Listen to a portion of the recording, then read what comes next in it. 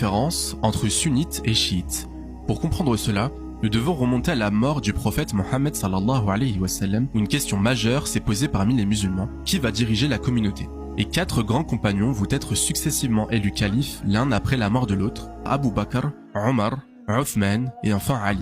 Et ces 4 personnes sont appelées les califes bien guidés. Il s'agissait des compagnons les plus proches du prophète. Le problème, c'est que dès la première élection, un groupe appelé Shi'atu Ali, les partisans de Ali, pensait que seul un descendant direct de la famille du prophète pouvait diriger la Ummah, et c'est Ali, cousin et gendre du prophète, qui en est l'héritier légitime. Ali ne devint le 4e calife qu'après le règne de Uthman. Le califat de Ali est marqué rapidement par une guerre civile appelée la première fitna. Elle a commencé à la suite de l'assassinat du 3e calife Uthman, car une partie significative des musulmans, y compris Muawiyah, un grand compagnon du prophète et gouverneur de la Syrie, a refusé de reconnaître Ali comme 4e calife tant que les assassins de Uthman n'étaient pas traduits en justice. Ces tensions ont provoqué la naissance de la première secte de l'islam appelée les Khawariji, qui ont autant rejeté Ali que Muawiyah, et ils ont même fini par assassiner le 4e calife bien guidé Ali pendant la prière de Fajr en 661. Quelques années plus tard, le 2e fils de Ali, Hussein, a été assassiné par le fils de Muawiyah. Et ces 2 assassinats, ainsi